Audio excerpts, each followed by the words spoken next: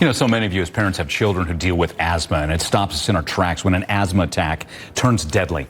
And that's the tragic story with 13-year-old Laurie Griggs. Laurel, a rising star appearing on Broadway. She was also on Saturday Night Live. Here she is.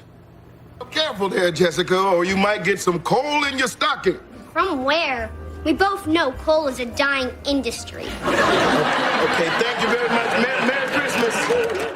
Again, we mentioned a rising star in Broadway theaters, dimmed their marquee lights in Laurie Griggs' honor. Laurel was a Broadway star, performing up more than 1,000 shows like Cat on a Hot Tin Roof, and once her grandfather said she had a massive asthma attack and within 2 hours went into cardiac arrest and died. Joining us now, Dr. Janette Nesheiwat, Janette Family and Emergency Medicine Doctor.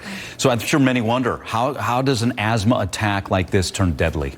Yeah, Mike, this is just devastating, heartbreaking, especially because this could potentially have been prevented. But what happens in an asthma exacerbation is there's spasming and there's narrowing and there's inflammation in the airways, in the lungs. So you can't get air in and you have difficulty breathing, and then your heart potentially could stop, as it did with this young girl.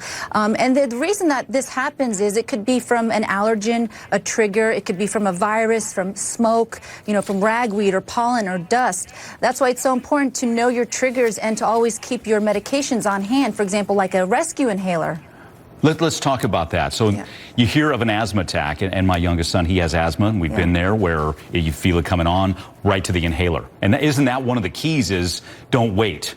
Right. So what's important is to make sure that you see your doctor routinely and you have an asthma action plan that tells you what to do if you're potentially having an exacerbation and what medications to take. So yes, there's, for example, albuterol. It can be used as a rescue inhaler.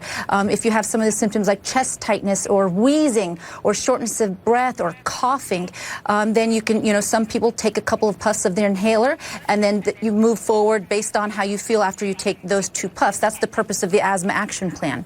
Gotcha. Okay, well, let's talk about that because, and again, we've seen it, with my own son. The asthma attack comes on, he takes a couple of puffs, we're okay. If you wait, all of a sudden the inhaler's not as effective. What's your next step? Right. So what you do is you always have your medication with you. And prior to that, make sure you're taking your medications as prescribed by your doctor. So if you feel like you're having an asthma attack, you take your medications, you call your doctor. But there's times where you take 2 puffs, for example, of your inhaler and it's not working. And then that's when you know if you're having trouble breathing, the inhaler's not working. That's when you go to the hospital right away, because sometimes you may need a nebulizer treatment, or you may need oxygen, or you may need steroids, and it's timely. And if you can get to those medications in a good amount of time, in a short amount of time, then it could potentially save your life.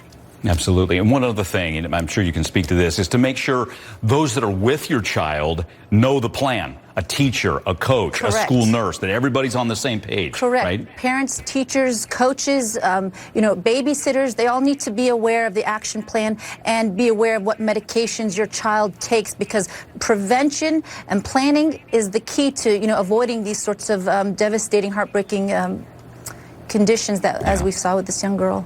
Absolutely. Hey, one other one I want to talk about, and often these go hand in hand, at least it did with my son as well, is asthma and peanut allergies. You can be dealing with both. Where are we with peanut allergies? I'm hearing of a new breakthrough here, a drug called Palforzia. So tell us about that and how hopeful should we be? Sure. So there's millions of young children who suffer from peanut allergies, and it can be life-threatening. I've had young kids come in with their throats swelling closed, right in front of my face, and it can really be life-threatening. So this is a step in the right direction, but what it is a peanut protein that's slowly introduced into the child. They'll take it daily, for example, and then they'll try to build up a endurance to it until they'll take a little bit each day until they're at maintenance level. And the goal is to minimize your immune system from creating what we call an anaphylactic reaction the next time you come in contact with peanuts, or if you intentionally eat a peanut.